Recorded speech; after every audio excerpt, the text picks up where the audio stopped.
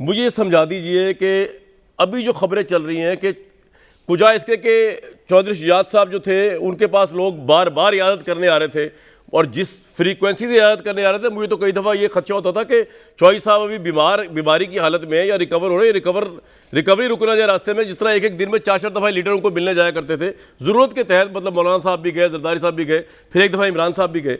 अब चौधरी शुजात साहब इस वक्त पहुँचे हुए मौलाना फजल रहमान साहब के पास।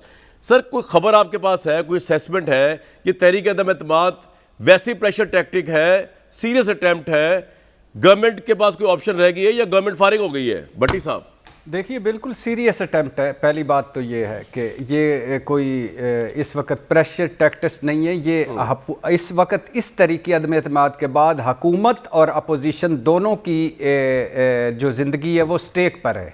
वो कि अपोजिशन पिछले 3-3.5 सालों में सिवाय यूसुफ रज़ा गिलानी साहब को सेनेटर बनवाने के बाकी हर जगह फेल हुई है जहाँ अक्सरियत भी है। लेकिन इस मरतबा आपने देखा होगा शहबाज शरीफ साहब, जरदारी साहब, ये भी हमारी सियासत में आना था कि, और मौलाना साहब, तीनों ने इकट्ठे प्रेस कॉन्फ्रेंस करनी थी और मुस्कुरा के एक दूसरे के। लेकिन चलो वो तो पुराना माजी एक तरफ रखते हैं।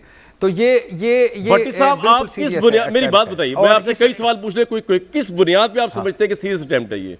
क्या पीटीआई के अंदर से ग्रुप बन चुका है 20-25 लोगों का जो जा रहा है इधर फेडरल में, या जा चुका है या कमिट कर चुका है? इस बेस पे कह रहे हैं आप? इसकी दो वजूहात हैं भाईजान। पहली वजह तो ये है कि अपोजिशन कह रही है एम्पायर न्यूट्रल है, फाइन। लेकिन अब यहाँ अपोजिशन का टेस्ट है। अपोजिशन मेरी वो है पीडीएम जो सिविलियन बालादस्ती, जमहूरियत, वोट को इज्जत दो लेके चलती है, जो लोटों को नहीं लेना चाहती, जो हुकूमत को और दुख से कहती है कोई भी वज़ीर आज़म पूरी मुद्दत नहीं की। अब वो पैसे आप कह रहे हैं, एक तो वजह ये है कि एस्टैब्लिशमेंट न्यूट्रल है, इसलिए आपको लगता है कि ये मूव कामयाब हो जाएगी। दूसरा, नंबर्स कहां से आएंगे? ये बात सही है कि 20 से 25 तहरीक इंसाफ के लोग ही? सर, मैं वही यार उसी पे आ रहा हूं। पैसे देकर, ओहदों का लालच देकर, टिकटों का लालच देकर, तरक्याती फंड्स देकर, नौकरियों का लालच देकर, या पार्टी तोड़कर, या कोई हम ख्याल ग्रुप बनाकर, या कोई नया फ्रंट बनाकर इस तरह इमरान खान को अगर गिराएंगे तो ये इखलाकी फतह नहीं होगी, सियासी हो सकती है। और दूसरी इसकी बात यह है कि ये जो इमरान खान साहब, अब जो शहबाज गिल साहब मेरे भाई हैं, बड़े प्यारे हैं, यानी आज इनको कुछ तो ख्याल आया होगा, आज कुछ तो सोच आई होगी कि जो धड़ाधड़ मफरल डाल रहे होते थे तब्दीली सरकार की, अब तो कई लोगों ने मफरल भी वापस नहीं किए। और आज इनको कुछ तो ख्याल आया होगा कि आपने हर जगह पे बोने बिठा दिए सियासत, इलेक्टेड और अनइलेक्टेड में, और वो जो एक फ़र्क था। और बाकी अगर केपीके का कोई तगड़ा वज़ीर आज़म होता, पंजाब का तगड़ा होता, तो आज इमरान खान को ना बहादराबाद तक भागना पड़ता। तीसरी बात है कि शहबाज गिल साहब, ये मान लिया मौका शनासों का, इब्नल वक्तों का और पैसों वालों का, और इनका मेला लगा हुआ है, मौजें हुई हैं। लेकिन आप इमरान खान साहब से कभी आपने पूछा है कि आप तो एमकेएम को कातिल लीग और भत्ता लीग कहते थे? ठीक है सर, ये आपका पॉइंट आ गया, ये आपका पॉइंट आ गया। कातिल लीग तो खैर पीपल्स पार्टी कहती थी। दो जुमले। काफ लीग को आप पंजाब का सबसे बड़ा डाकू कहते थे, इलेक्टेबल्स को आपने नहीं लेना था। लेकिन मेरा सवाल भट्टी साहब ये था जिसका आपने जवाब इनडायरेक्टली दिया। मैं कह रहा हूं कि हुकूमत जाएगी, हुकूमत स्टे कर जाएगी, चाहे पैसे दे रहे हैं, ओहदे दे रहे हैं, गवर्नमेंट प्रिवेल करेगी आपके नजदीक, या ऑपोजिशन प्रिवेल करेगी? सर, कल तक 50-50 था, आज 40-60 है। पॉइंट आ गया आपका, और पॉइंट आ गया। मियां जावेद लतीफ साहब, 2-3 सवाल बड़े पॉइंट है ब्रेक से पहले, उसके बाद आखिरी ये 2 जुमले, नैब के मुल्ज़म, शुगर कमीशन वाले, पेंडोरा लीक्स वाले, क्या करें इमरान खान साहब? पॉइंट आ गया सर, याद आ रहा होगा। बिल्कुल ठीक है। मियां साहब, इखलाकी फतह नहीं होगी अगर आप एक और प्राइम मिनिस्टर को उसकी टर्म पूरी करने नहीं देते और इस तरीके से साजिश के जरिए ओहदे देकर, नौकरियों का लालच देकर, कॉन्स्पिरेसियां करके हटाते हैं? इसका एहसास है आपको? और ना हटा सके फिर तो बहुत ही बुरी होनी है आपके साथ सियासी तौर पे। कामरान शाहिद साहब, जी, अगर आप ये समझेंगे या ये सोचेंगे कि हम पीटीवी पर हमलावर हों, गैर आइनी हुकूमत को भी आइनी तरीके से हटाने का जो रास्ता हम इंतखाब कर रहे हैं, क्या आने वाली नस्लों के लिए ये मशर राह होगा या अखलाकियात का जनाजा हम निकाल रहे होंगे?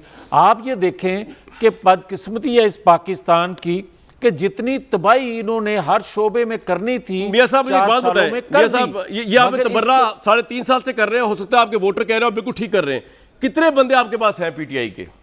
थोड़ा ये तो बताएं लोगों को जरा। और दूसरा सवाल ज़िम्नन, ये पंजाब में अलीम खान साहब को आप ऑफर कर सकते हैं वजारत आला? नून लीग इतना दिल दिखा सकती है अगर वो आपके साथ मिल जाए? पर्टिनेंट सवाल है सर, उन पे आ जाए। हाँ जी, मैं दोनों सवालों का हाँ जी जी जी जी मैं आपकी खिदमत में अर्ज कर रहा हूं कि अगर ज़ाती तौर पर मुझे आप जवाब मेरे से लेना, तो मेरे जैसे सियासी कारकुन कहेंगे कि इस तब्दीली को पूरे 5 साल होने देने चाहिए।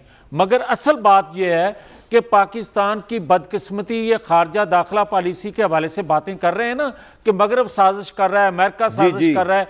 ये अमेरिका में बैठकर कहते थे अलकायदा को ट्रेनिंग तरबियत पाकिस्तान ने दी। ये वो लोग हैं जो ईरान में बैठकर कहते थे सरजमीन पाकिस्तान। सर मेरा सवाल का जवाब नहीं आया मियां साहब, मैं हिसाब लाया, तुसी मेरे सवाल जवाब कदर ही देंदे। सवाल टोटल मेरा ये था कि आपके पास, चल छोड़े फेडरल को छोड़े, आप मुझे ये बताएं कि अलीम खान या जहांगीर तरीन ग्रुप का कोई भी बंदा आपके लिए वजारत आला के लिए एक्सेप्टेबल होगा, या आपका कोई ताल्लुक वास्ता इन लोगों से नहीं है?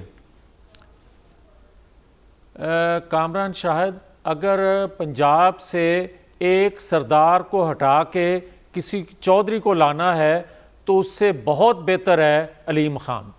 बहुत बेहतर अलीम खान। बुजदार साहब को कुर्बान करने के लिए प्राइम मिनिस्टर तैयार नहीं है। आपके अंदर से जो ग्रुप बन रहा है वो बुजदार साहब को एक्सेप्ट करने में तैयार नहीं है। फेडरल संभाल लेंगे तो पंजाब हाथ से निकलता नजर आ रहा है, फिलहाल करेंगे तो क्या करेंगे? शहबाज गिल साहब, मैं कह रहा हूँ आज ना एक दूसरे के ऊपर इल्ज़ामात ना ही लगाएं, क्योंकि टाइम वेस्ट हुए था उसके अंदर, क्योंकि सवाल बड़े इंपॉर्टेंट है जो आप, जिनका जवाब आप दे सकते हैं, दूसरे दे सकते हैं। सवाल सर ये है कि बुजदार साहब के मामले पर जो इतलात सामने आ रही हैं कि प्राइम मिनिस्टर साहब ने उनको काम जारी रखने का कहा, किसी सूरत में उनको नहीं हटाएंगे, जबकि दूसरी तरफ आपका जो हम ख्याल ग्रुप बन गया वो कह रहा है किसी सूरत में उनको एक्सेप्ट नहीं करेंगे। सिचुएशन यही है या कोई हल है आपके ज़हन में इसको रिजॉल्व करने का गवर्नमेंट के? अच्छा, एक तो मैं ये जवाब देने से पहले ये बता दूं, क्योंकि पिछले प्रोग्राम में मैंने आपके ऊपर चढ़ाई रखी थी, इस दफ़ा जावेद लतीफ़ साहब ने, तो ऐसे आपके साथ भी ज़्यादती हो जाती है। अच्छा। हमारी ये पहली दफ़ा हुकूमत थी तो बहुत सारी चीज़ें हमें पता नहीं थी, हमने सीखी हैं। जी जी। हमने एक चीज़ ये भी सीखी है कि क्यों पहले 1.5 साल के बाद ही जावेद लतीफ़ साहब समेत तमाम लोग, हालांकि टेलीविज़न के ऊपर जावेद लतीफ़ साहब ने जिस तरह की बातें मुराद सईद साहब की बहनों के बारे में की थी या दूसरे लोगों की, मैंने अपनी ज़िंदगी में अभी तक टेलीविज़न की स्क्रीन पे ऐसा कोई बात नहीं कही।